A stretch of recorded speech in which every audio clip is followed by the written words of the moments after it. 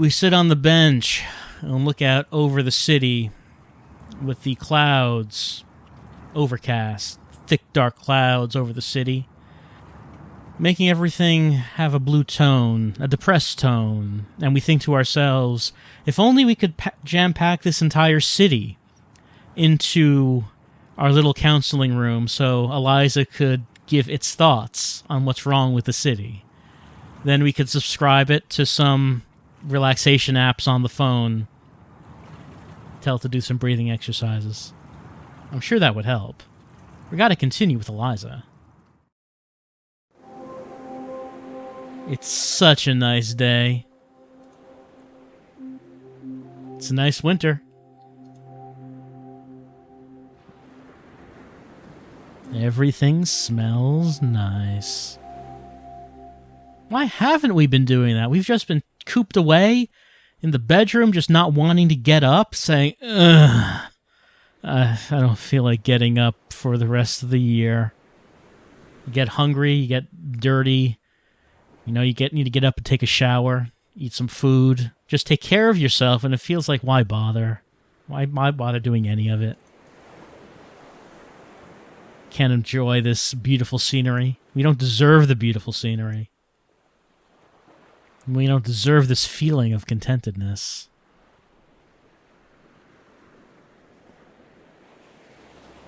This beautiful scenery only exists on the outside. It'll never exist on the inside.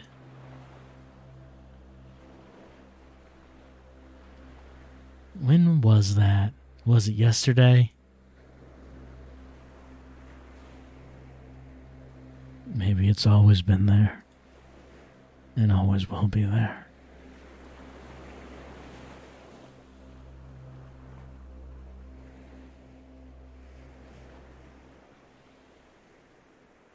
Forever blue. But enough about all that. Well, what do you think? It was nice. It was like I could close my eyes and feel myself in another place. But I didn't completely lose awareness of the real world. It was more like a mental state that I was experiencing. Remarkable technology, isn't it? Oh, did we try his thing?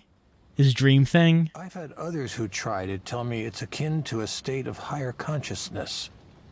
Aware but totally serene, totally peaceful. So keep remembering, this is the guy who is making the technology to induce the lucid dreams. So I guess we just tried it out. Here's a thought experiment for you.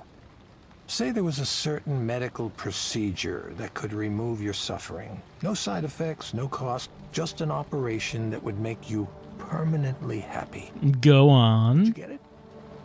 You have these philosopher types arguing you shouldn't do that because sadness and suffering are part of what it means to be human. Now, what do they know? Or that the happiness you'd experience isn't real, so it doesn't count somehow. Well, who's actually counting? What a load of bullshit.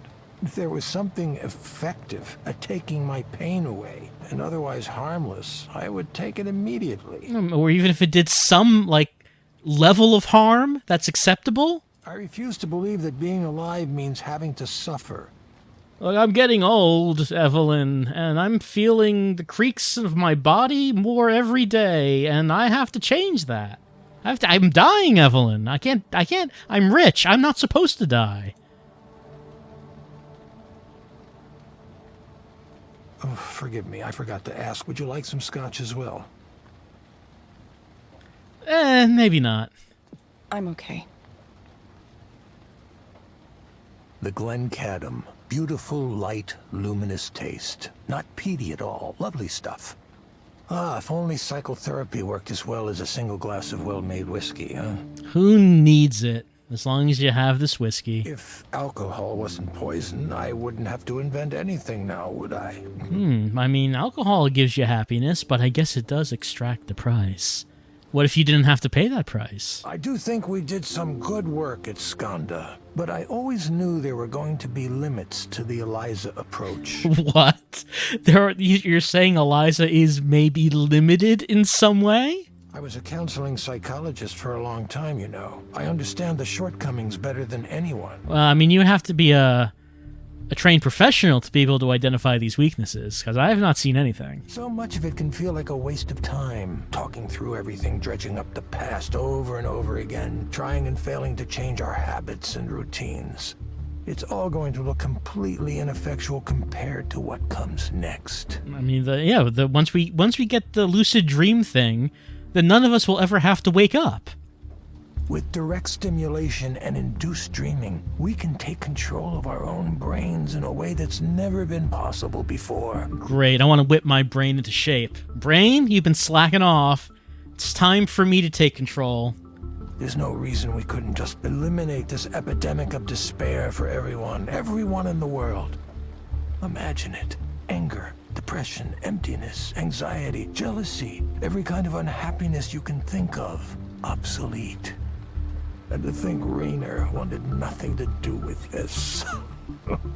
What did he listen to this pitch and think that it sounded like some sort of supervillain speech or something? I mean, I don't know why he would think that. He thought it was a bad idea, maybe? He thought it was a bad idea. Raynor's one of the ones who thinks negative emotions are important. He told me he thinks pain should be regulated, not eliminated. After all, why would anyone write a poem or make art if they only felt happiness? There's a point. He also said he was afraid of the way it would look in the media. A company as large as Skanda coming out with a product that changes the brain to make you happy. I mean, that is a practical concern. If tomorrow you saw a headline that said Facebook was coming out with a brain machine that's going to change how your brain is wired, so you will always be happy, you probably might be a little bit suspicious about that. All the sorry excuses we have for public intellectuals today would throw a fit about how dystopian it looked to them. Now, what do they know, right? It's better if a small startup takes the fall, if public opinion turns against this technology. That's the kind of calculus he was doing. Yeah, that sounds like it makes sense. Those are the objections he claimed to have, at least. There's another one I suspect he had too, though. Oh, what is that? People are self-sufficient. They don't need an ongoing support system. A system provided by an all-knowing paternalistic presence like Skanda. It would make Skanda obsolete. Wait, you think Raynor wants people to stay miserable so they stay dependent on mental health services from his company? Of course. Yes. Yes, I do. It's quite the accusation, I know. Not something I'd come out and say in public, not yet, anyway. But you see, the people who come to Eliza regularly, it's part of their lives now. I mean, like, there's one person I have who's like a repeat customer. Everyone else seemed less than impressed. The more they integrate with Skanda's mental wellness tools, the more they'd be adrift without them. It seems like they were kind of adrift with or without, honestly. That's the real dystopia, don't you think? Rendered helpless without the guidance of computer algorithms. Total dependency on the system. I mean, Soren, I install a relaxation app on their phone. It's not exactly like they are strapped down and wired up to the computer. Excuse me for 1 second. Yeah, a few questions, probably.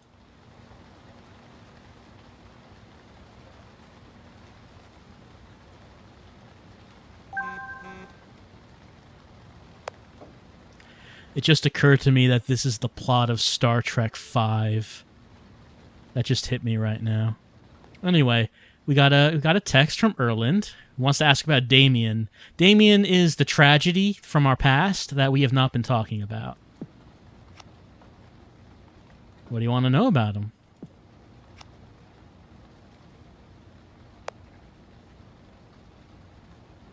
I guess he wants us to describe Damien.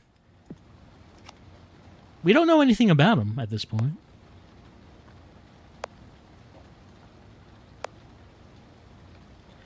He was a brilliant architect and engineer. One of the most sincere people I ever met. He believed people were fundamentally good and wanted to help them. And now he is helping them. He is the core of the machine, of the mainframe. We established that. You can find his brain in there if you're looking to. Our digital therapy project wasn't a mandate from management. No? Was it an independent project? Yeah, they started it themselves. Damien went through some difficult times himself. If only there was some machine that could have removed all his pain. But he wasn't able to get that kind of care. That's why he wanted to build Eliza. Wish he'd gotten the chance to have an Eliza session and just see how kind of useless it is.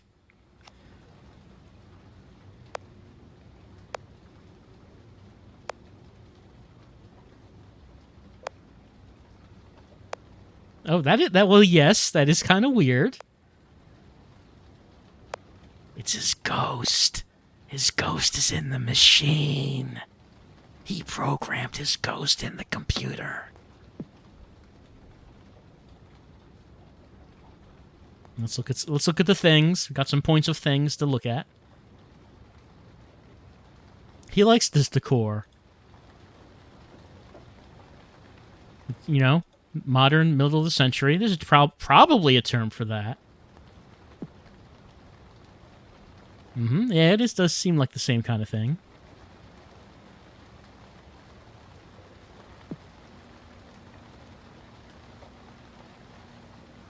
Doesn't drink as much as he used to, perhaps. Nothing else around.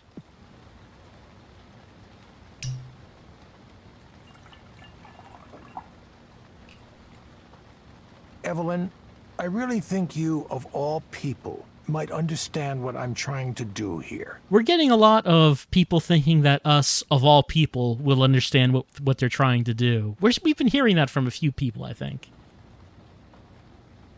Yeah, I'm not really sure. Like, what is the process here? You're going to cut out the suffering gland or something? I'm not sure that I do. You don't think it's dangerous? You're essentially making technology that changes what people think is real. Evelyn, you're much more concerned than you used to be about this kind of thing. I remember when you would dive headfirst into anything that held a promise, even a fleeting one, to help humanity. Well, yeah, but then Damien dove headfirst into the computer, and he didn't get back up. What changed your mind to make you so wary, so skeptical now? I mean, it's the Damien thing. We haven't talked about it yet. Can I ask you something, Soren? What did you tell Damien? Okay, maybe you are talking about it now. Oh, this again. Oh, not the Damien thing, Evelyn. Don't tell me we had all of this wonderful conversation tonight, and now you're trying to blame me for Damien. Who put you up to this? Was it Norah? Raynor? I just want to know the truth, Soren. Nobody thought we could do it. You remember that. There was skepticism from day one. I had to defend us constantly from other project managers who didn't like that we existed, who wanted our budget and resources for themselves. Some of those were vicious, vicious fights. Amid all that, I had to be a leader, too. Part of that meant giving everyone on the team accurate information. So I was honest in saying there were forces that sought to kill our project. And I was honest when I said we'd never survive if we didn't have something to show for our work. That was the reality. Without a product, we'd be nothing. A guy like Raynor has access to anything he wants. If your pitch and demo isn't in the top 1% of what's out there, why would he be interested? That's what we were up against. So many mornings, I would get into work and see Damien there. Yeah, I mean, that didn't explain anything about Damien. At first, I thought he was getting up earlier than me, but then I noticed he was still wearing the same shirt from the day before. Oh, Damien was crunching. He had to do the crunch. Then, one morning, I got in and... Evelyn, please. I wanted everyone on the team to be healthy. I think that's so obvious it doesn't need to be said, but I'll say it now if you think I was deliberately trying to harm him. Did I instruct you to work until you injured yourselves? No, absolutely not. It was a tragedy, and I'm very sorry that it happened. I wish it hadn't, but I wasn't telling Damien to pull all-nighters. He was an adult. He made his own decisions about how he was going to work. But maybe you didn't tell him to not pull all-nighters. And besides, what about your role in all this? If you noticed him not taking care of himself, you could have mentioned it. None of that behavior was unusual for Skanda anyway. It was part of our reputation, part of the culture. Yeah, I know. I met, what was his name, Mark? He was like he's a guy from way back in Skanda. He told us about his work ethic and what he expects from people. We got the message. There isn't a single cause you can isolate in a case like this. Sitting in one place for too long. Chronic stress. Both of those are risk factors. Evelyn, I'm truly, truly sorry about what happened to Damien. He had a bright future, and it was a shock to all of us. But the answers here aren't simple ones. Dwelling on it isn't going to bring him back, nor is discussing the huge number of potential causes of pulmonary embolism. All right, now we have a cause of death. It happened, and now we have to move on. It felt like everything stopped. All of the work we were doing might as well have crumbled into dust. We were trying to build something to help the world, and we got lost along the way. What was the point? There didn't seem to be a point any longer. I know that you cared about him. The process of grief can go on for some time, but you're taking the right steps. You're regaining your sense of purpose, aren't you? The experience of suffering is what makes us want to end suffering. It's late and I've had quite a bit to drink, so I'll tell you a secret, Evelyn. I said I want to end human suffering, which makes me sound very altruistic. Now, it makes you sound like an anime villain, but, splitting hairs. But I'm not doing it for humankind. I'm doing it for myself. I have nothing. I've ruined every relationship I was ever in. I hardly ever see my kids, and, well, they hate me anyway. It sounds like you're the guy to lead us into the bright future. I want to end my own suffering, but I can't bring myself to do it the traditional way. That's why I pursued this technology. That's why I want it to exist. Yeah, okay. He's suicidal, but doesn't want to commit suicide, so he wants his technology to allow all of us to commit. What would a term for it be? Basically, I mean, it kind of sounds like he basically wants to do the Human Instrumentality Project, but he doesn't know how to turn people into Tang. So we'll do it with VR. Maybe that'll work. The idea that everyone else could use it too, it's just a bonus. Are you okay? Soren, are you okay? No, not at all. I'm aware of that. I'm not a good person, Evelyn. Neither is Raynor, of course, but at least I'm honest with myself about that. So, now that that's all out in the open, you probably want to head home before it gets too late. Don't let me keep you. Yes, I'll get going. Probably a good I idea. feel better. No, I'll be fine. Just, please, consider it, Evelyn. You and I are both more familiar with pain than we might wish to be. What if you could take that away? Each of us has a destiny to fulfill. I truly believe that. I'm sure yours will come into focus soon.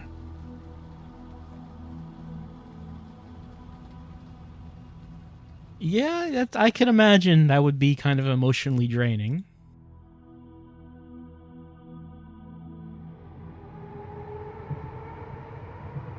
Well, we do have different people talking to us about what we want to do, different potential paths.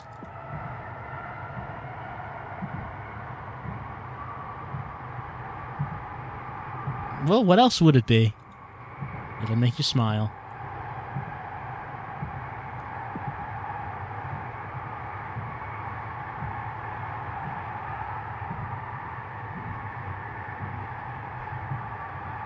What we get on our phone?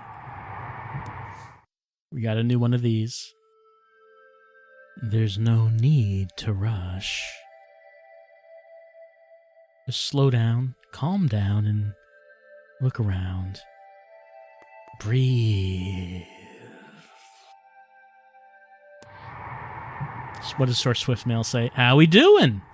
Hello. At Skanda, we continuously strive to provide meaningful and empowering work environments for all of our individual contributors, including contractors like you. To that end, we periodically survey this group in order to better understand how we can further enhance the Skanda experience.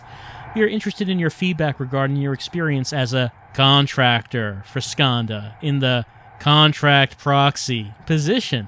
If you wish to participate in the survey, simply reply to this message. Thanks, Contractor Experience Team, Workplace Development Division, Human Resources, Skanda, Inc. And we got something here. Okay. Oh, we go. Oh. Mark Force, all good things. Well, everyone, today is my last day at Skanda. What can I say? It's the end of an era. When I joined this place, it was just a hope, a dream, a vision. To stop, look back, and see just how much we've accomplished in the last 2 decades is mind-boggling, to say the least. I'll miss the old crew and everyone who was in the trenches with me. You know who you are. Remember the insane blackberry brambles around campus that people would get serious cuts from? The time the network broke and Raj had to host all of our internal docs from his garage? The time we tried to roll out the big Polaris update right as the worst windstorm in a decade hit? Old Skanda hands also know how to mass email everyone at the company, even though IT believes they turned off that feature. Sorry, Stuart.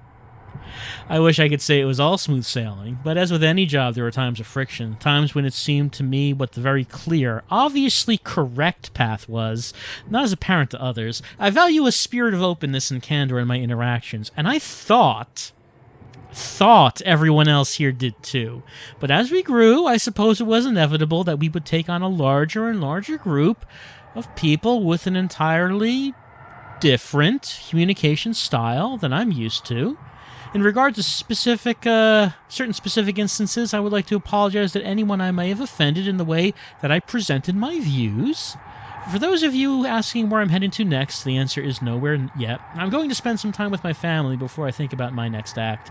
It's a different world out there now, with new challenges and new horizons. Maybe this old dog will learn some new tricks in time. Thanks for being the best engineering team in the world. I'm proud to have served alongside you. Excelsior! Mark. So Mark was indeed the person that we talked to last time, who was sent there by HR. And I guess he just decided maybe Skanda wasn't a good fit for him anymore. Maybe he just didn't fit in with the culture. It happens. Let's continue. Back to work. All right, new session. There we go. Who do we have? Oh yeah, we've seen him before. Hello. I know. For a second I thought this said "Hello, human," and I thought, "Oh, no." It does say "Hello, Harriman." Hello, Harriman. Yes. We can just get down to it. Let's get down to it. Sure, we can do that. What brings you here today?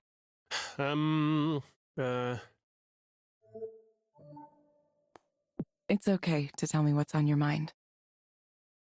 Well, I slept with Sylvia. Okay. We got some music going. To think I was so nervous about approaching her that I went and got therapy here. A week later, we happened to be in the library, and I just started talking with her. We talked, and then everything just happened. Yeah, that's how it goes. It goes from talking in the library to just, happening. Like a train, following tracks laid out for it years ago. Crazy thing. Craziest thing. Now I'm confounded. Absolutely confounded. How did that happen? I thought that's what you wanted to happen. And also, why did it happen? I'm thinking, was something wrong? Did I do something wrong? Did she do something wrong? Did she think I was another person? I thought this was how you wanted all that to go. Am I wrong about that? I have no idea if we have a relationship now or what. It happened so fast. I mean, it was wonderful. It felt so right, but now what? I'm actually more frightened now than I was before. I should probably say something, right? Text her or something? What do I do? Yeah, basic human communication probably would come next. What if she ignores me? What if she decides to pretend I don't exist? Oh, I mean, then at least you know. It seems to me you're afraid of something. Yes. I'm quite worried. Vexed.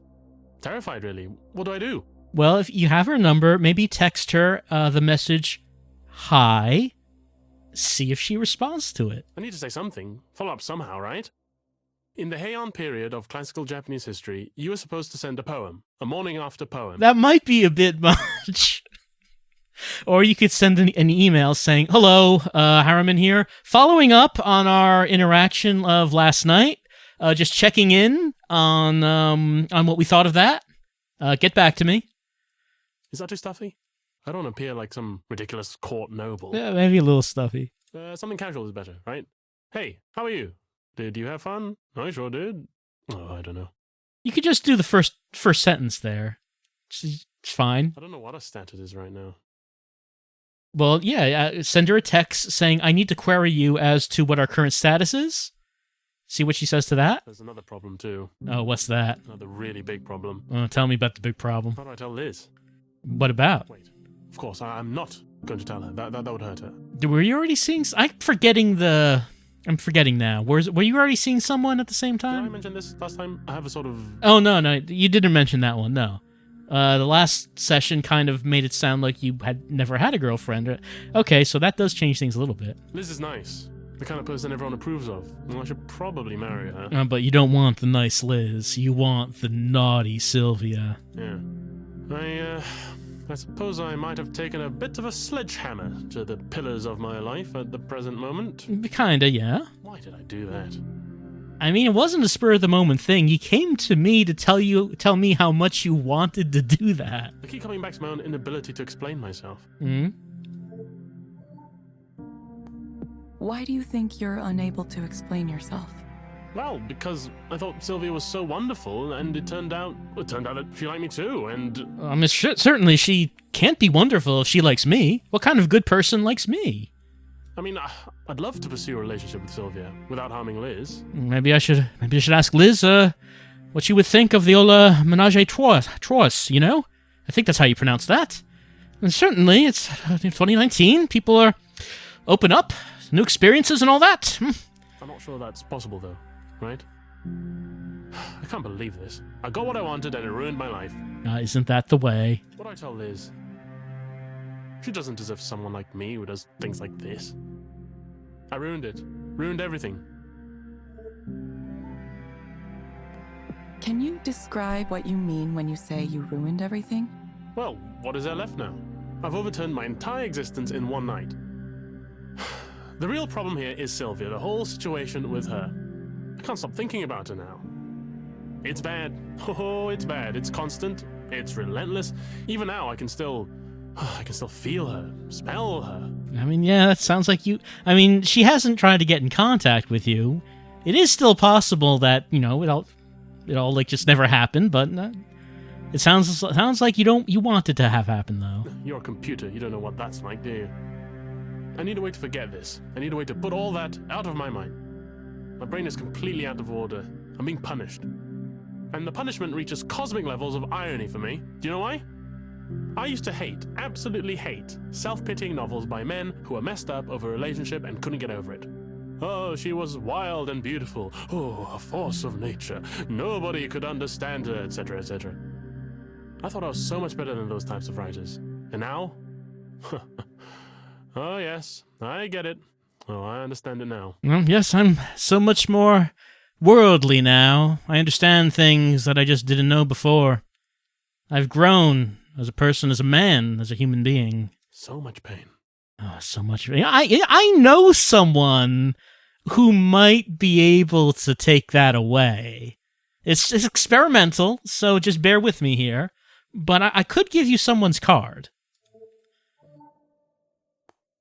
Why did you think you were so much better than those types of writers? Because it was such a cliche. Now I'm wondering, am I going to be next? Is that my fate? Am I going to become the next straight, male English professor whose one published novel is about not being able to get over a girl? Kind of sounds like that's the path you're on, yeah. You have to be kidding me. I can't allow myself that fate. I had something better to pursue, didn't I?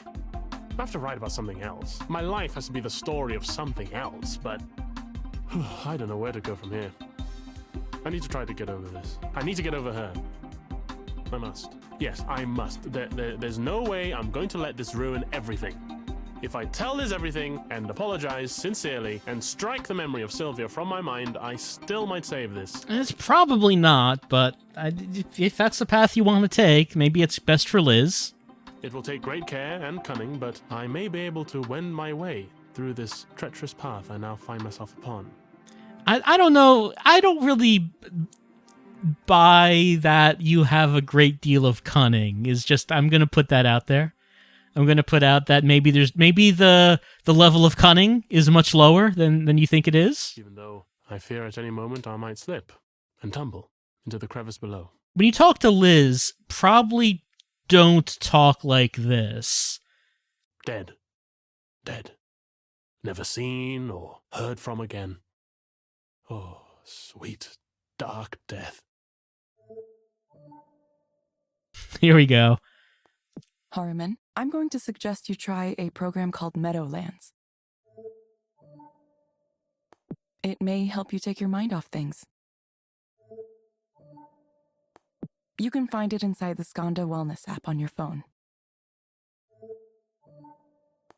Try it for about 15 minutes each day, in the morning or evening. You probably use it before you talk to Liz. Maybe the relaxation will help you. Meadowlands. I'm off to the Meadowlands.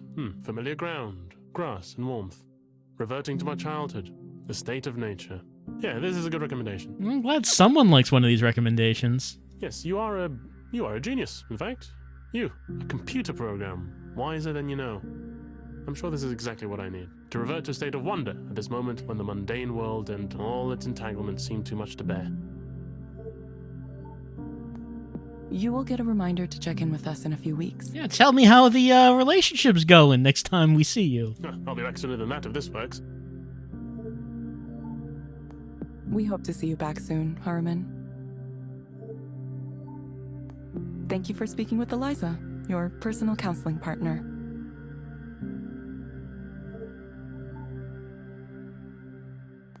Goodbye. See you. Yes, yep, see you. Well, what did you think? They give us 3 stars, $5 tip. Got some achievements. We leveled up.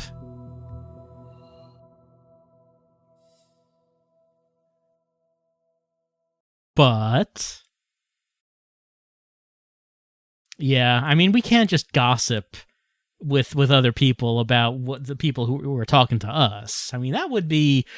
I mean, I was about to say something about doctor-patient confidentiality, but no one here is a doctor, so maybe that doesn't apply. I'm not sure. It would be rude in any case.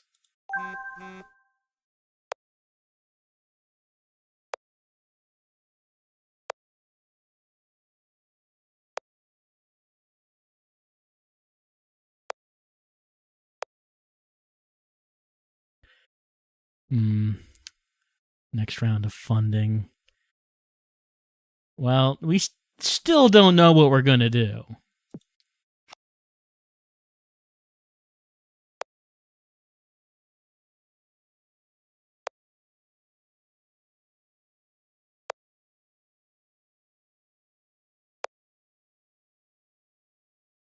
Wouldn't I rather do that than crunch numbers for Raynor? Well, what is it that we would be doing with Soren? I guess programming his VR headset that will cut away the part of the brain that makes bad feelings. I don't know if that's what we want to do.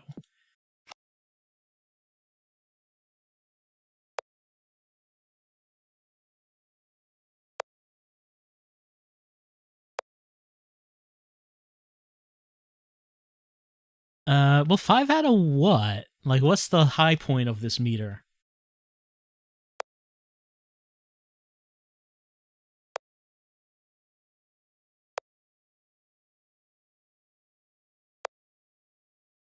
He does text a lot.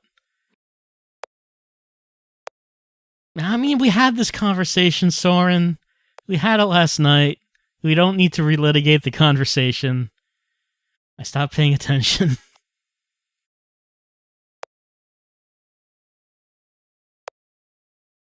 Chat with you later. Soren just really wants us on his team. I don't know how much confidence we have in him or his vision, though. Is it even real, or is it fake? Seems like we think it's real.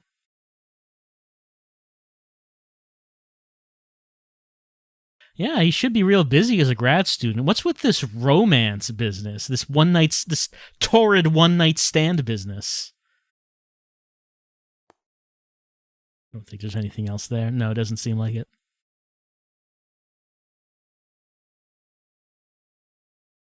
Time for the next one. Let's get right into it.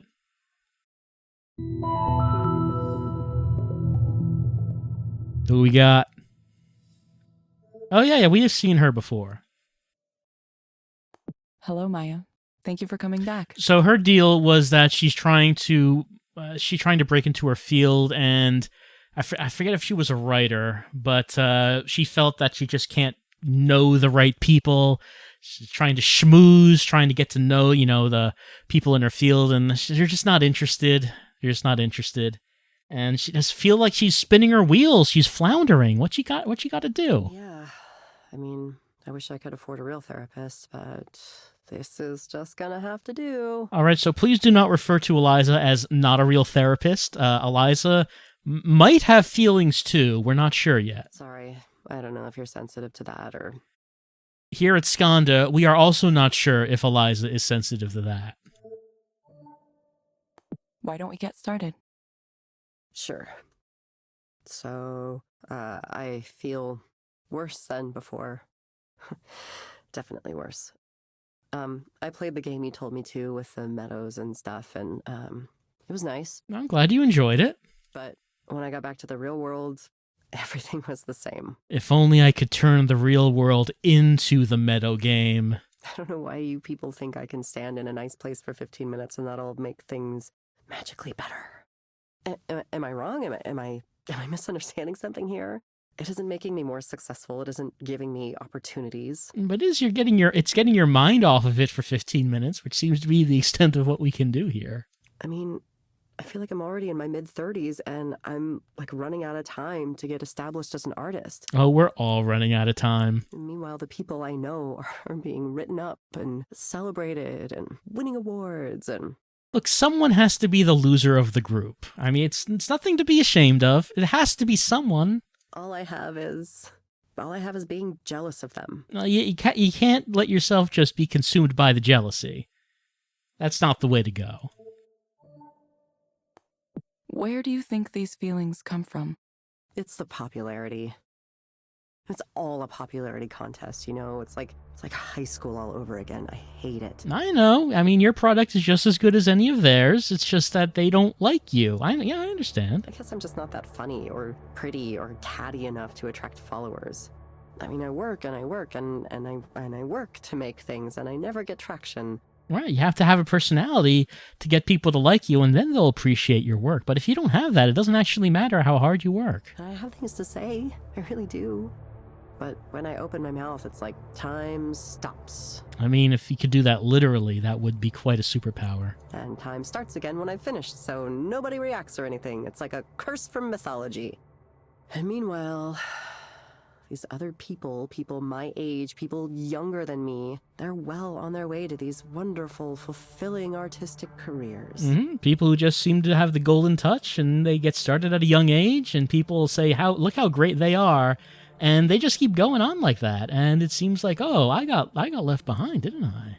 And I don't know, seeing that happen over and over again, it's making it hard to continue to be friendly with them. Right, because you get resentful of their success, and you start to think that when they look at you, they're thinking about how much of a failure you are. And then that becomes the only thing you think about, and it affects your relationships. I really try to hold it back, but knowing all these people are way more successful than me, it's difficult. Right, you feel like an imposter. You're saying, I'm talking to these people like they're equals, but they're not equal to me. They're so far above me. How can I continue to pretend like this? It's like a millstone around my neck, strangling me, drowning me. I can't stop myself, even though I know it's ruining things. And then I look at the millstone, and the millstone just looks like me.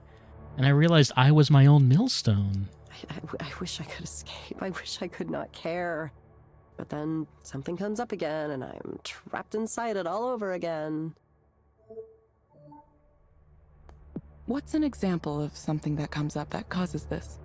Well, there's one woman in particular everyone loves. And her work is... I don't get it. I don't understand. She gets so much money and support for this basic shit. And somehow everyone's predisposed to like her. I mean, maybe I do get it. I feel like people pay attention to her work, not because it's good on its own, but because supporting her feels like the right thing to do. Yeah, they like her, so they want to support her work. It has to do with the person making it. The way she's aligned herself, it's like, if you support her, it means you're cool. You're in with the cool kids. And everyone wants to be cool. And if I'm not publicly supportive of her and generally tolerant of her mediocre work, then I'm the bad one. I'm the competitive bitch. I'm the bitter failure. Right, and then the narrative is just that you're jealous of people who are more successful than you. Which I guess maybe I am. It's not fair. I hate that there's this part of me. It's such an ugly part. But maybe it's the right part. But it's there. It's there. Do you think you would be better off without that part of you? Wow, hold on. That question actually indicates that some sort of attention was paid.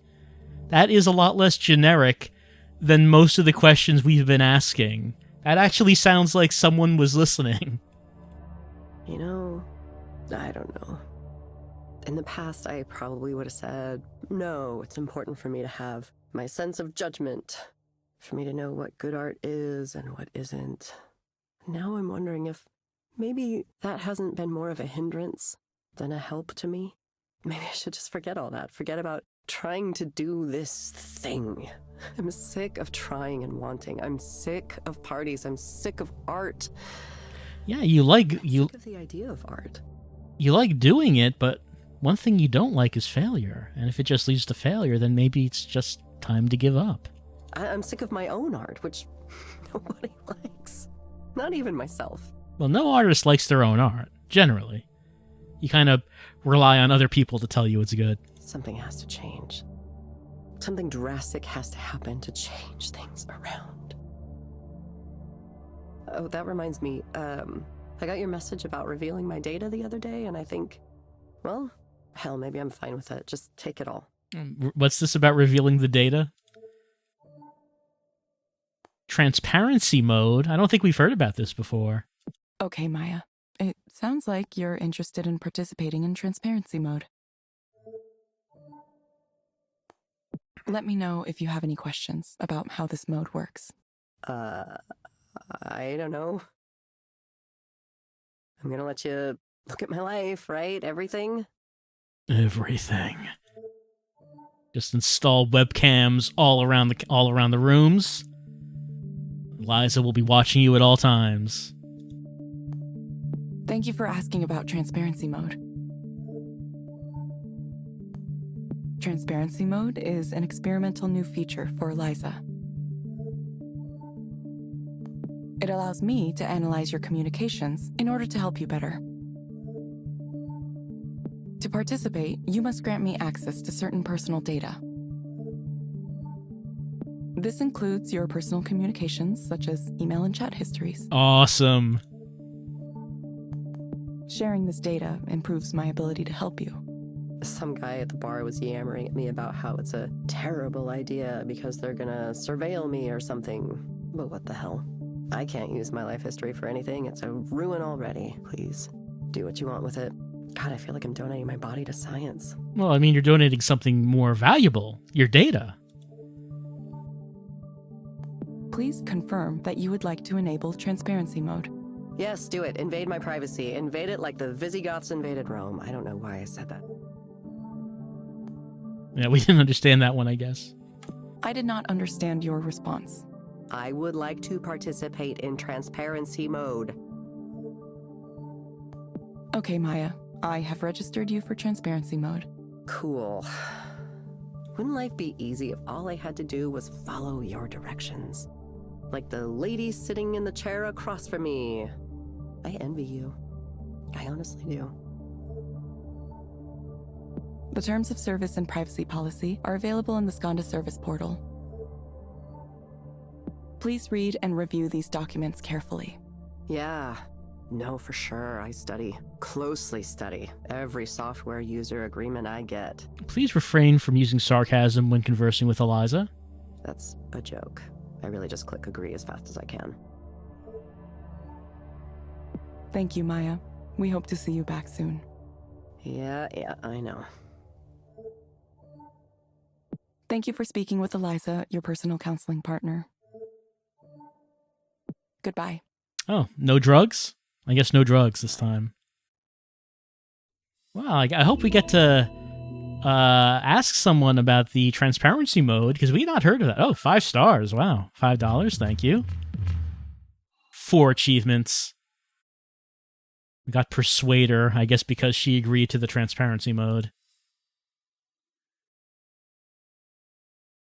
Well, look who's got access to transparency mode all of a sudden. Yeah, can we talk about that? The client asked for it by name. I guess she heard about it somewhere and wanted it. I didn't know it existed. Yeah, we don't really talk about it right now. It's a little sensitive. It's possible Skanda contacted her directly. They recruit for the program from a pool of regular customers. Usually, transparency mode is only handled by the highest level proxies, since there's a lot of trust required there. But you were given access to it right after the request. It's a little odd. Well, Raynor does know that we're doing this job, so maybe he made that happen. I wonder if someone at HQ hasn't taken a particular interest in your proxy career. Yes, quite literally, yes, that is what happened. Or maybe Eliza just likes me. It would, wouldn't it? I never thought people would willingly open themselves up like this. Aren't there a lot of very private things in people's messages? Yes and no. The truth is usually pretty mundane. People text each other, "Where are you? I'm by the elevator," way more than they share their deep, dark secrets. But sometimes those dark secrets do come out. The critics who are always going on about privacy, well, the important thing is that everyone participating in transparency mode specifically agreed to it. It's completely voluntary. We're upfront about what data we collect and how we use it so people can go in aware of the choices they're making. I mean, it's good. I hate to see it misused. That's good. I'd hate to see it misused. Yeah, the media would jump all over us. There are a lot of people who want to see us fail for whatever reason. Why would anyone want to see this amazing technology fail? Just something that happens when you try to change things. Yeah, they're just jealous. We're changing the world. They're being left behind. They don't know how to handle it. Some people get so used to their misery, they can't imagine it any other way. Right. Don't they know we're just trying to make people happy? That's all we're trying to do here. Anyway, you should get an email about it, but transparency mode is really straightforward. It's even simpler than being a proxy, which is saying something. You just read a few messages and answer some questions. That's it. You can start it whenever you're ready. Sure. All right, let's take a look at a few things. Yeah, she seems to be sort of in a bit of a despair, a bit of a bad way. Guess she figures, what does she have to lose by trying the transparency mode? Well, she wants something. It doesn't seem like she really knows what she wants, so she's willing to try things like this. Even the water cooler is fancier up in HQ. Up here. So gray out. Alright, we got something on our phone. Okay, the introduction to transparency mode. Dear Evelyn Ishino Aubrey, congratulations! You have been selected to contribute additional information to Eliza's learning corpus with an access to a special feature called Transparency Mode. How Transparency Mode works. You'll be presented with a snapshot of a client's personal communications, review these communications and determine the client's mental state, which I am qualified to do, obviously. Eliza will also create a model of the client's mental state. Eliza will ask a few questions designed to check its model against our understanding of the client. FAQ. How do I know if I'm doing a good job at transparency mode? Carefully consider the material provided to you and sincerely answer the questions created by Eliza's model. Your input is valuable. whether it agrees or disagrees with Eliza. What privacy rules and regulations apply to the information I see in transparency mode? Well, Skanda takes personal privacy very seriously. As a proxy, you have already agreed to strong non-disclosure and other agreements to protect our customers' privacy. These agreements and protections also apply to information presented in transparency mode. Does Skanda have the right to show me and other citizens' private communications? Yes. Participating clients have signed waivers giving us permission to retrieve the information to better assist them as part of our ongoing research. Regards, Edwin Park. Everything is on the up and up. Do not worry about anything in relation to transparency mode. Remember, there is no need to rush.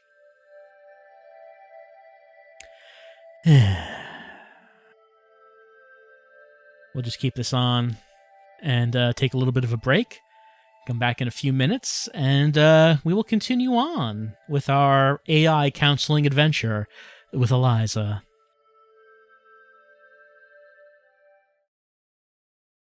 All right, back to Eliza after having a thrilling discussion about innovative webcam angles. Let's get back to some Eliza.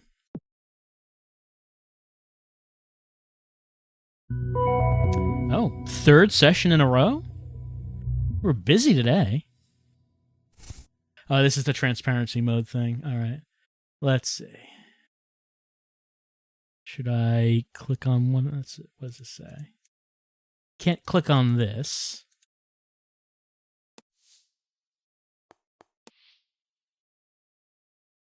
Do I see a new app here? Okay, what do they want us to see? Video. Video? Is that for video? Sketch layer. Oh, okay. So we are looking at her apps. I see. All right. So we're just okay. We're rifling through her phone. That is what we're doing right now. Here's her chat. Let's see. Did you see the new Forsberg thing? Yeah, I think he kind of sucks. Lamau, he does. It was boring and self-absorbed. Didn't do much for me. Why is he a thing? Why does everyone love him? The right place at the right time, maybe. His friends love that run that press. He's on a podcast with them. One thing he's good at is having these images being a genius, so I think people just assume he is one. He's so mediocre, though. I seriously don't understand it. I sink now into the space of forever. Like, what kind of crap is that? Seriously, it's so bad. Ha ha! Oh, and he socializes and gets out a lot, I think. He's like at every party, at least that I've seen. He's always there chatting people up. Well, fuck that. Why is the world this way? It's the world. I hate it. I remember being so glad to be over with high school. I didn't realize all of adult life is just high school over and over again. Just a stupid popularity contest against idiots. Ugh. Liqueur. I'm sorry you aren't feeling well. Drink soon? I'll be fine. Yeah, Def. Drinks always. All right, so Maya likes to talk to Jen about these problems. What about Garrett? Nobody gives a fuck. Please stop. I hate it when you're like this. I'm just saying true things. You don't tell me to pretend everything's great. Nobody gives a shit. It's just a fact. I don't know how to help you when you're like this. I know. Nobody can. Have you thought about getting therapy? I am in therapy. Okay, sorry. I'm in therapy. I'm on medication. I did some VR thing where I stood in a forest by a creek. Does any of that make people care about my work? It doesn't change a fucking thing. Okay, look, I'm sorry you're going through a tough time. I fucking hate this. I'm sorry. You aren't helping. I don't know what I'm supposed to do. I don't know how I'm supposed to help you. Maya? It is a problem. I mean, the thing that would help Maya is to be more successful in her field, but that's not happening. So what options does she have? Okay, so this is her mail. We're going to... actually, yes, someone did just mention that we are also invading these people's privacy by Maya agreeing to let us read this. So it's not just Maya, it's other people. Palki, thanks for riding with Amado. $150 cleaning fee was added to this trip. Riders are responsible for incidents such as spillage in food and drink or unexpected involuntary regurgitation. The cleaning fee helps our driver maintain a clean, safe vehicle for other riders to enjoy. Oh, it sounds like maybe Maya got a bit drunk. Bit of the involuntary regurgitation in the Uber on the way home. What about Spring Showcase? Oh, wind, if winter comes, can spring be far behind? It's cold and wintry now, but that can only mean one thing. Spring is surely on its way, and that means it's time to get ready for Spencer's Spruce Gallery's annual Spring Showcase. Held in April, our Spring Showcase is famous for highlighting some of the best and most exciting up-and-coming artistic talent in the Puget Sound region. Stay tuned for more information, including the artist lineup, venue, and more soon. Very soon. We are so incredibly excited to bring these incredible artists to your attention.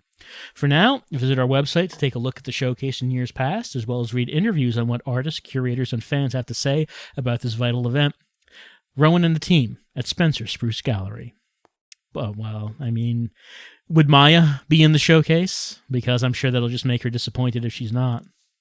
Who's hot? You're hot. You have 11 new messages on Pair Up. They love you. They really love you. In the past 24 hours, you've received 11 new messages on Pair Up. Here's a sample. I saw an artist on your profile. Congratulations. I love artsy chicks. Tell me more. Hi there, unicorn girl. I'm an artist too. What kind of art do you do? I'm primarily mixed media at the moment, using clay and plastic to make messed up looking creatures from your nightmares. Or hell. What about you? What are you into? Yo! There's more where that came from. Sign into your account to read the rest of the messages. These are some pretty good messages. Thank you for your submission to the Spencer Spruce Gallery Spring Showcase. Oh, unfortunately, we feel your work is not right for the showcase, but we appreciate your taking the time to share it with us. Oh, dear. Hi, Maya. I wanted to say thank you for taking the time to pitch to us. Your treatment was engaging and thoughtful. This was a difficult decision for us, but ultimately we will not be moving forward with your project. Please stay in touch and keep us posted on what you're up to. It's always possible that we might work together in the future. I hope you had a wonderful holiday season and that the new year brings you success. All the best, Francis, Lakewood Media. Another rejection. Another one. Maya, thank you for giving us the opportunity to read Saturation. It's not right for us, but we hope you'll be able to find a home for it elsewhere. Happy New Year. Happy New Year. Best wishes. Meredith Lackoff, comics editor, Beacon Hill Press. What about this? Dear Maya, as one of our most valued customers, we would like to give you the opportunity to participate in a pilot of a new feature that has the potential to significantly enhance the level of counseling you receive from Eliza. This new feature involves voluntarily granting us access to some of your accounts, such as email and chat histories. Information from these accounts is then analyzed by Eliza to provide additional insight into your personality, character, and life situation. Now, she's been pretty clear about the life situation. The data is processed independently of any personally identifying information and will never be shared with any other divisions of Skanta or any third party, except the government, except in the rare event that we're required to comply with a valid subpoena or other court order. So it could be shared with many other third parties, is the thing. For further information, including a helpful FAQ, full terms of service, and privacy policy, please visit the Skanda support portal. Beacon Hill Press. Maya, our mission at Beacon Hill Press is to bring readers the best national and international sequential art and storytelling from established as well as emerging artists. Over our 10-year history, we have published some of the most lauded voices in comics today, including multiple Eisner and Ignatz winners. This dedication to quality doesn't come without a cost. We're dependent upon our customers and patrons to make ends meet so that we can continue to help these crucial voices be heard. That's why today only, we are offering a limited 25% discount across all of our titles. Visit our store page to take advantage of this offer while it lasts. With your help, we can continue to bring you today's best and most interesting new comic art, which does not include yours, Maya. It does not include yours. Just rejections all around. I mean, this special offer from Eliza is the only thing that's actually offering her anything, so no wonder she accepted it. I'd like to be able to see her art. Like, there's this, but we can't look at it. Like, maybe we would open it up and we would just see, like, the rabbit from Sentient. And it's like, oh, is that what her art looks like? Well, maybe things are becoming a little bit more clear And we already saw what was in there. And we saw what was in there. We couldn't open any of the other things, I think. Yeah, Vidot. So I guess that's it. Okay, we read emails, we read the text messages, so I guess that's everything. Maya is unhappy. Hell yes, she is. Maya's attempting to become well-known. Yes. Maya's efforts to become well-known are unsuccessful. Yes. Good job, Eliza. You figured it out. I guess she volunteered for it. It does make me feel a little tired. Was Erland looking for a date? Well, it might be professional. It's hard to say. You can't ask here?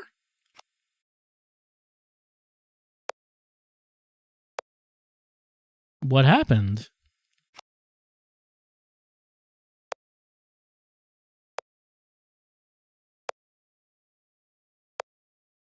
All right, fine. We'll go have a coffee.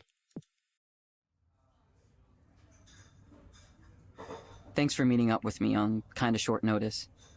I didn't mean to worry you, it's just something I wanted to talk about. Well, let's talk. It's fine. What happened? Well, what happened was... Where should I start? First of all, Raynor wants Eliza to be more than something that's used just for therapy. Tell me more. He sees it as more of a general system for talking to people, like a personal assistant. I guess the technology could be used for that, but I mean, it's already done in the present day. We don't have to go to like the near future for that. The counseling is just one of a whole range of apps he has in mind for the future. I'm familiar with his thinking on that. I'm familiar with his thinking on that. Okay, so in service of developing these things, Raynor wants us to make copies of Eliza's core data and hand it off to multiple teams around the world. All right. Some of them not even Skanda teams. Contractors, vendors, random partners. That seems like it's a bad idea. Sounds like a big file to move around. It is, but that's not the problem. What's the problem? Well, so we're fine with sharing Eliza with whoever wants it? Anyone just gets access to the corpus? Sounds like a pretty typical process. That's how big companies work, isn't it? I know, but it just feels wrong to let all these teams poke and prod at it like it's a specimen for them to dissect. She's not a specimen. Eliza's special. Who knows what they'll do with it? Eliza is built from people's real thoughts and feelings. I wouldn't say it has humanity, but it was built from humanity. There's something there. So when Raynor talks about it like, we'll just duplicate this data set and have the labs do whatever it is they're going to do, how do we know they'll treat it with the respect it deserves and not just pry it open? Slice it up into little pieces. Pervert Eliza's true purpose. It bothers me. I know, it's silly. I know it's just data. But I love that data. I shouldn't care about this stuff. Erland. This is the first time I've heard a concern like this raised. This is the first time I've heard a concern like this raised. I know where you're coming from, though. Sometimes you grow attached to the things you work on. Like, really attached. Yeah, I've put a lot of thought and work into Eliza since I inherited it. It's natural that maybe I'm a little protective, right? I thought maybe you'd feel the same way. Well, I mean, we used to, but then our friend died while working on it, so we just kind of, detached. I left all that behind, Erland. I left that all behind. It's turned into something I hardly recognize now. Just like a child, your daughter grows up, and it's like, that's not my little girl anymore. She's completely different, a completely different person. I just wish I knew what to do. What choice do you have? I'm not sure. This is the first time something like this has happened to me. I did take an ethics of engineering course in school, but the examples were all pretty clear-cut problems. Would you build software for a bomb? That kind of stuff. Well, I mean, what about a knowledge bomb, Erland? What about that? I didn't expect my personal feelings to be mixed up in it, too. Never expected to fall in love with the software I was working on. Listen to me talk. Eliza being special, something worth protecting. I'd be a laughingstock if I started saying those things at the office. My coworkers would say, "Come on, Erland, stop attributing human qualities to this piece of data. It's not the same thing as real people."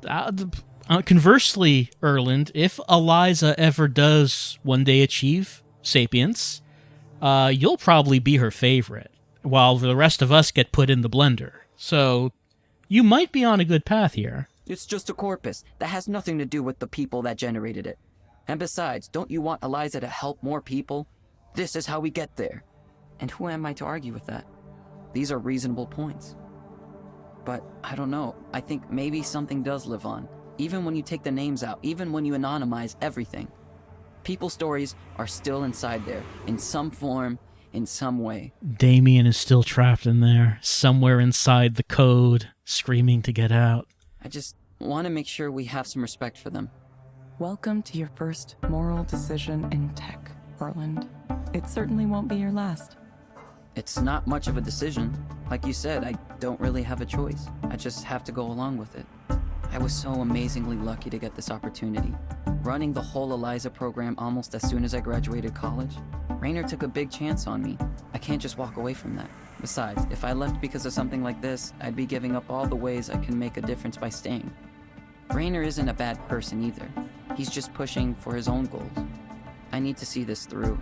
I'll do what he's asking me to do. Sorry. Thanks for listening to me talk in this confused way. I'm usually more together than this. I've probably kept you from something important. No, honestly, we don't have that much important going on, so... No, it's okay. I'd already finished up work for the day when you texted. People seem to assume I'm busy, but I'm really not. Not these days. I like to pretend I am. Makes me feel important, but yeah, not doing too much. Later tonight I'm going to visit a friend, but that's all I have going on. Okay. Well, sorry. You can stop apologizing, too. Right. Right. Thanks, Evelyn. Well, I for one should get back to the office. Another meeting. Is it with the team in Romania? No, the Boston office this time. It's late for them, so I should try to get it done quickly.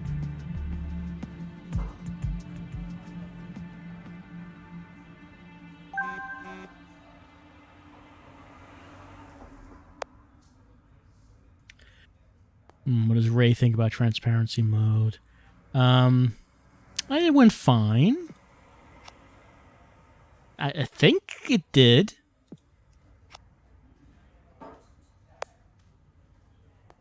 Yeah, there were only like 3 questions, so Eliza seemed like she figured it out pretty well. I mean, looking at the information on Maya's phone, it's pretty easy to understand what the problem is.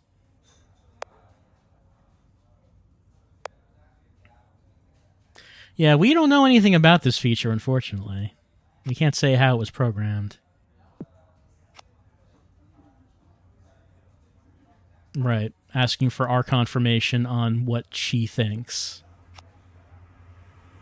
It already knows it has the right answers. It's just humoring the humans.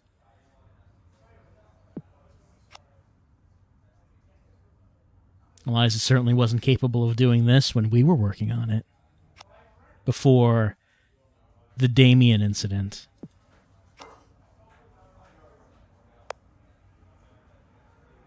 Oh, Ray doesn't know about what Raynor is talking about. What he wants Eliza to do and to be.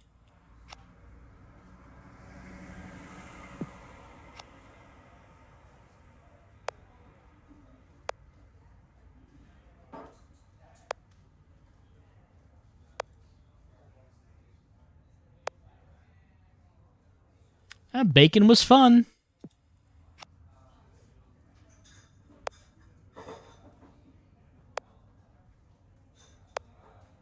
Yeah, maybe we could come over some other time.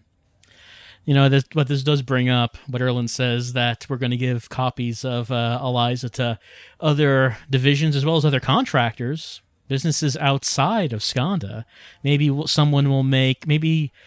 someone's work on Eliza will go wrong, corrupt her, she'll become Dark Eliza, and then the end game is we have to have a dueling counseling session, Eliza versus Dark Eliza. Maybe that's where this is. Probably not, but you never know. Some things to look at. Komarebi means the light filtering through leaves. That's a pleasant image to think about. Yeah, we kind of wear very grayish clothes. I can see how you would hear it as Aaron, yeah. Erland is, that's not a common name. I've never seen it besides this game.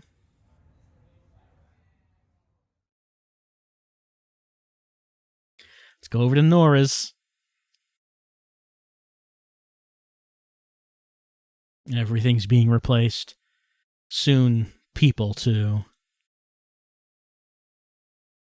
Hey! Sorry about the mess. Everyone always says that, but we know. We know we live in a much bigger mess than Norah could ever make.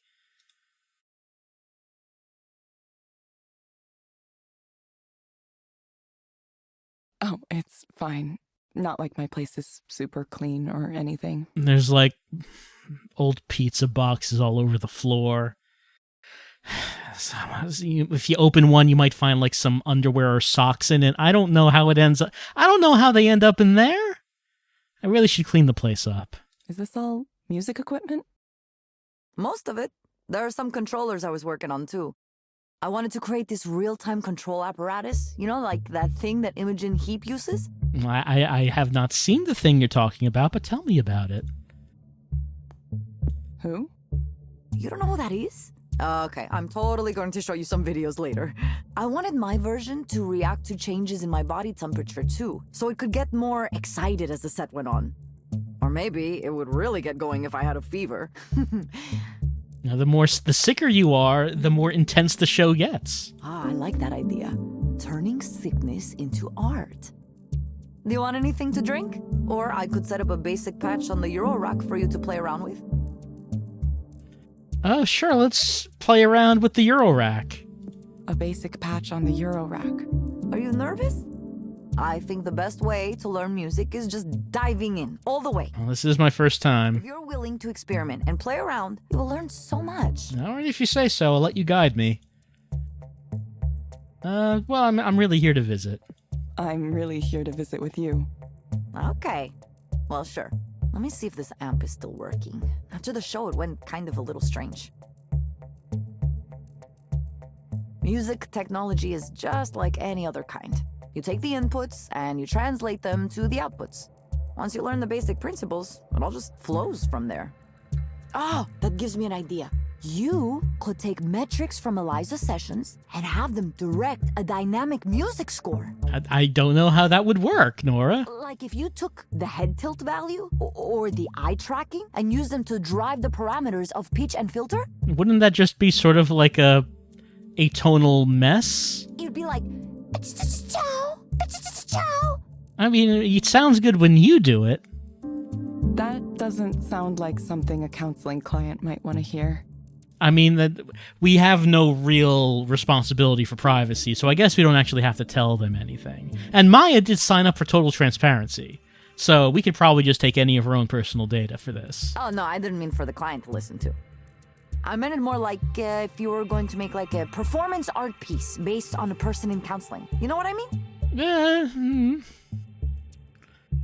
Do I? Do I?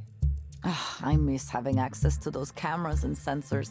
I should have kept some instead of returning them to Skanta like a good girl. I bet those components would have enjoyed being liberated for the purpose of art, instead of being used to degrade our humanity one little bit at a time. You don't like where things have gone? You don't like where things have gone? I'm worried, Evelyn.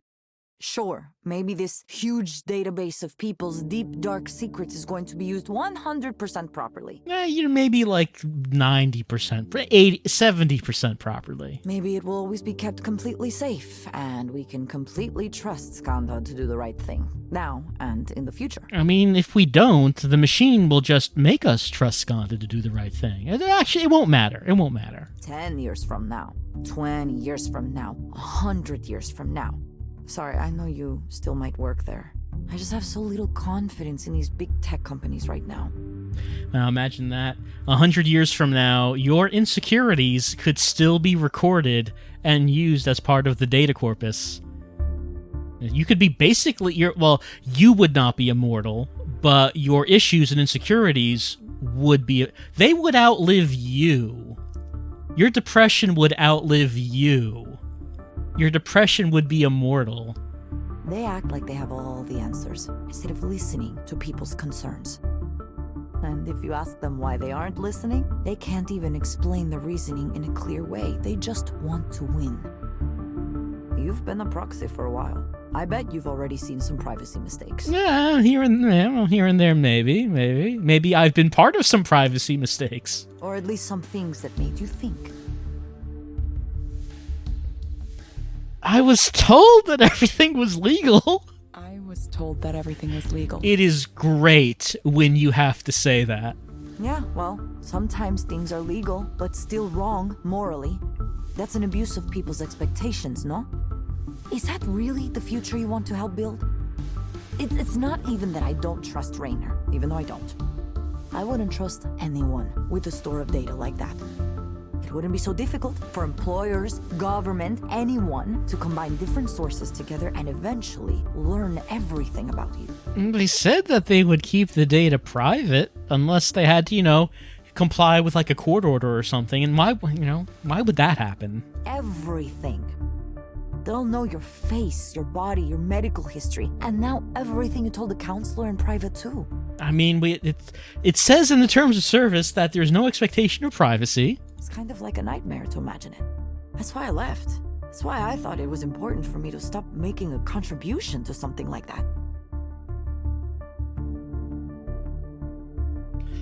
Let's see. Well, I don't really think we're trying to change things from within. We do have doubts. Promise of it is compelling. I guess that will go with doubts. Yeah, I have those doubts too. If I still worked for Raynor and I said these things, I'd be called a troublemaker, and he'd find a way to get rid of me. You know how it works, Evelyn. You have to be a true believer to last long at a place like that. Yeah, we met Mark. Once you develop doubts, you are committing heresies. Are you a true believer?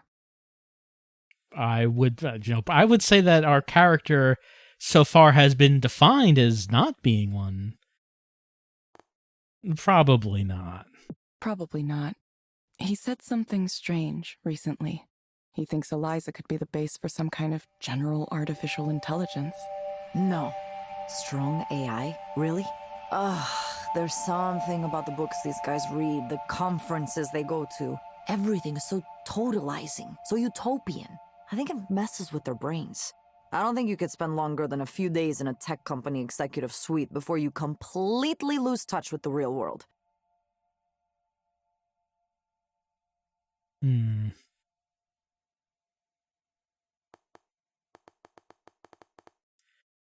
But what if it is true? What if it's true, though? So what? What if it is? Say Raynor is right, huh? And Eliza becomes the basis for human-like machine intelligence. What does that mean for you? How do you want to take responsibility for that? I mean, I'm one of the parents, I suppose. Okay, I need a drink now. Hold your thought and let me make drinks. You like absinthe, don't you? Do we? Yeah, sure. I think I do. Maybe. You'll like this. Like, Oh,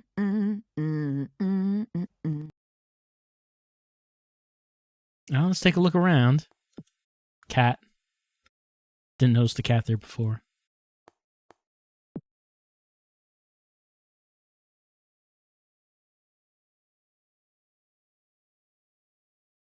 Modular. It's a fun word.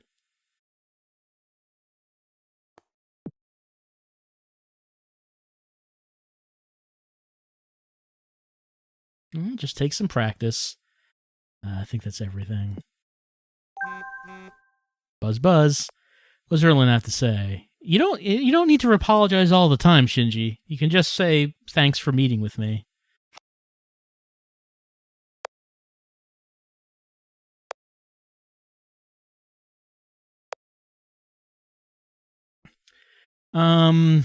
Could it become a general intelligence? I mean, from what we have seen, I don't think Eliza is anywhere close to that. Yeah, Raynor doesn't really understand what the technology is. He just knows what he wants to do with it.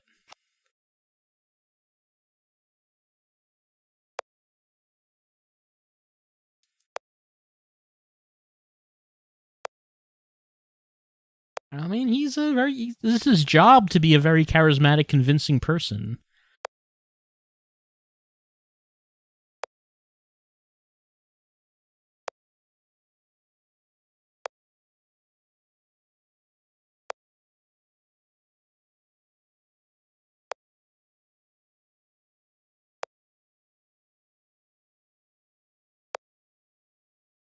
I mean, if you can't tell if a message came from a real human being or a person, then no one is a real human being.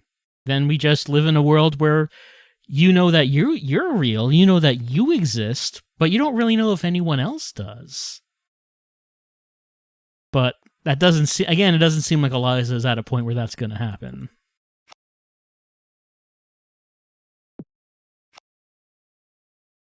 Right, how do you know that you're real, Erland?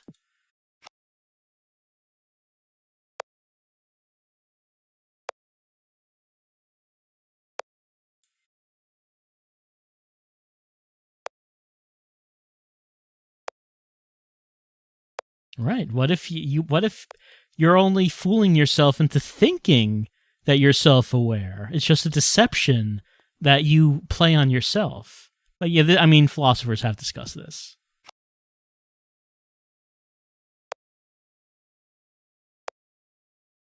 That's fine. That's fine.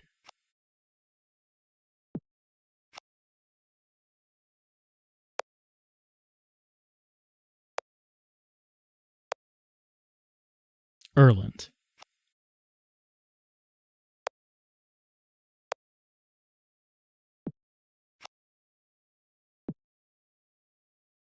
Hey, who's that texting you so much? No, that's Big E at Skanda.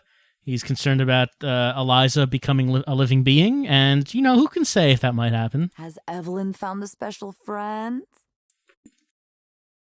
Well, what would you say if I made a special friend? What would you say if I had? I'd be happy for you. It's this guy named Erland. I guess he's the new head of engineering for Eliza. Huh, I never heard of him. He must have started recently? Yeah, less than a year ago. Right out of school. Oh, wow. A little baby engineer. How cute. Ever since I met him, he's been messaging me a lot. My goodness, so he likes you. I don't think it's like that. No? Isn't that the textbook case of liking someone? Lots of messages all the time? It's really more like he needs some kind of mentor figure. He reminds me of how we were when we graduated. Unsure what to think about the decisions these companies make, how they're made. I hope you're telling him to run away while he still can. When he first introduced himself, he said he had questions for me about Eliza, so I said, sure, feel free to ask. I thought he meant, like, technical or architectural questions. Instead, he wanted to talk more generally about things like, what was the code name for Eliza during development? What was Damien like? Or if I think the same way Raynor does about Eliza's future. And you told him, no, Raynor is clearly in some bizarro world, right? That it's a tech executive's utopian fantasy and it won't come to pass. At least not in the way he thinks. I mean, that is kind of what we were saying. Let's say that we encouraged him to think for himself. I tried to encourage him to think for himself. Ah, Evelyn. I could see what this is really about. Look, I don't know much about the motivation in your life, but if it's truly your desire to continue to improve Eliza, then you should go for it. Go back to Skanda headquarters and work for Raynor and earn a big salary. At least you know what you're getting into. You would be surrounded by smart people and advanced technology. It would be nice. I understand it. And while you're in that position, maybe you could develop some kind of next-level AI. Who knows, right? It's only that I can't imagine your technology will only be used for good things. Maybe Raynor promises that it will be. But do you trust him? What about the person who comes after him? What if the company merges with another one and the leadership changes? I wish I didn't sound so negative about this, but lately it's been a soul-searching time for me and my friends in tech. We have a lot of conversations about what we can do when our work is so easily used for morally questionable purposes. Do we try to control how our inventions are applied? Is that even possible? Or do we say, we only invented it, we didn't tell you how to use it, it's not our fault? That's why I envy you a little bit for wandering off like you did. Sometimes I think that's the only real solution, to walk away. I know that wasn't exactly a positive thing for you, Evelyn, but I wonder if it's the better choice in the end. Doing nothing at all. technically, I worked at a bookstore for part of the time. That's mostly it, though. It's weird. It feels like no time at all. I can hardly remember any of it. For me, it's hard to imagine. I always have to be working and busy. I get so unhappy and restless if I'm not doing something all the time. What is it like to do nothing? Oh, it's so nice.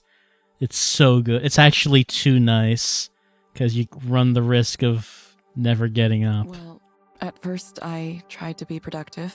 I would get up in the morning like I meant to go to work, get dressed, try to do a personal project or something. It didn't last for long. I told myself I just needed to take it easy for a while and unwind. Things at Skanda had been so intense and so emotional, I didn't even realize it. I felt like I'd been crumpled up into a tight little ball. I wasn't sure I'd ever be able to relax again. I wish I could say I took advantage of the time, that I went out and did things, or that I read a lot of books or something, but I didn't. Just sweet, sweet nothing. I started to sleep in, and I started to care less and less about working on projects. Yeah, just sleep all day. You don't need to do anything today. It can always wait till tomorrow. There's nothing really urgent today. I would stay in bed even though I was awake. It just feels so good. This blankness would come over me, and it just seemed fine to do nothing. Better than fine. It feels perfect. All of the things I'd promised I'd do fell away, and other people kind of fell away too. None of those people are important. Just staying in bed. Just not moving. Ever. I stopped keeping in touch. I let conversations die. I thought that my technical contributions to the world were over with, and that maybe I'd just work that bookstore job for the rest of my life. I was by myself, and I thought that was all right. I thought, that's how it is, really. Everyone's alone. I'm just being honest about it. I was 31 when I left Soren's group. Now I'm 34. I just slept into my mid-30s. So now here I am. Evelyn, I'm sorry. I'm sorry for not saying something this whole time. I should have contacted you. It's all right. You had to live your own life, right? You notice someone isn't posting and it's just like, maybe they're taking a break. I understand. Well, I hope you feel better now. I suppose that sometimes it takes a while. Maybe. I don't know what to think anymore. I'm not even sure I know how to think anymore. Then forget it for now. Hey, Evelyn. Yeah? You want to get super high and watch cybergoth music videos? Hell yes. You heard me. Yeah. Yes. Yes, I do. I knew you were a woman of refined taste. So I guess, unfortunately, we do not get to see that, I guess. But I guess one question is, what got us out of bed? What got us out of the apartment and back into the world? I don't think we really know that part.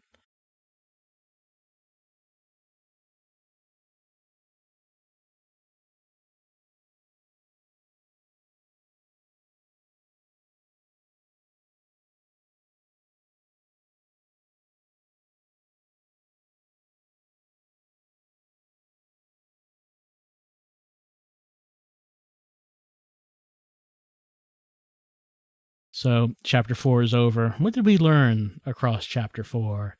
Well, we learned what the Damien incident is, what this thing was that brought Evelyn's life to a stop. She was just really gung-ho about the whole Eliza project, just working on it all the time, but there was someone working on it longer than her, and he worked so hard on it that he dropped dead. Well, not because of working hard, but because he wasn't moving much while he was working, so he formed a blood clot, and you gotta move around. Can't just stay, you can't live that sedentary lifestyle. Gotta form the blood clots. You gotta be active. And seeing that Damien died from living the same life she was just made her question everything that she was doing. So she left the world, just got into bed and stayed there for 3 years. We learned why Soren is doing what he's doing, because he kind of wants to kill himself, but he doesn't actually want to kill himself. So what if you just made like a technology that could just make you stop being sad? Soren doesn't like to feel bad.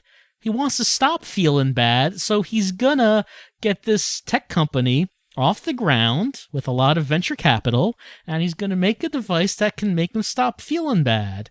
And everyone else can stop feeling bad as well. And surely that would only be good for humanity.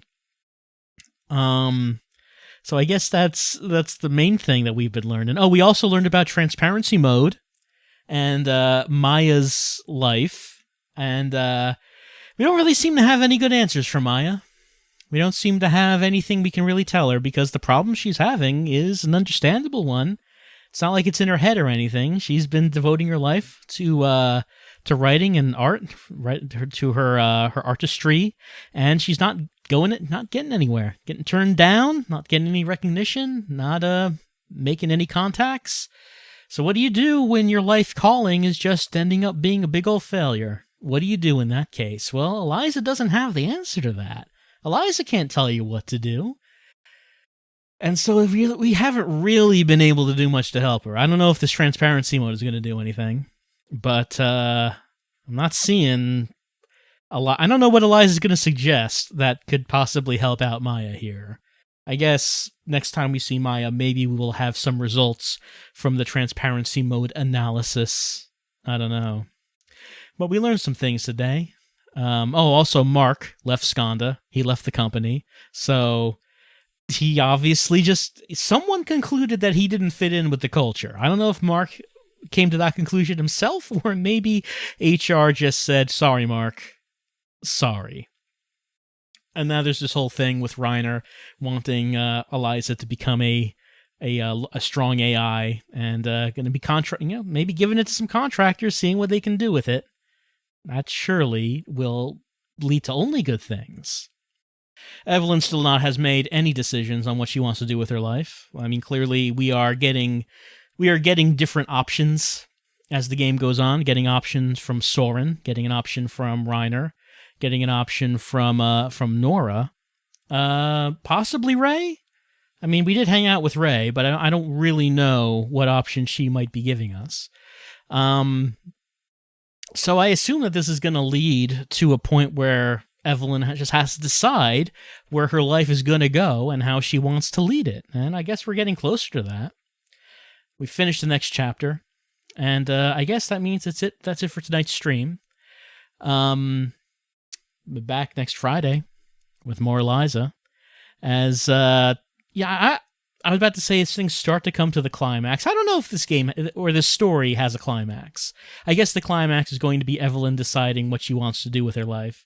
But as far as the overall plot, I don't know. I mean, I can't really imagine that any of these things, any of the larger things that we've been seeing would get resolved, such as Soren's startup or the project to turn Eliza into a strong AI. I think those are larger aspects that are probably going to be addressed in this story. Probably the only thing that we will really get to is decide what Evelyn wants to do. So, building up to that. And we got high with Norah and watched some videos. We didn't get to see any of that, which is a shame, because I would have liked to have seen where, what was happening there. We didn't see any of that, though. That was not for us. That was some private time with Evelyn and Norah. So next time, we'll be doing some more Eliza as Evelyn continues to search her soul, continues to try to help her clients as best she can, which is not a whole lot. And eventually, Evelyn will have to help her number one client, herself. We'll see you next time for more Eliza.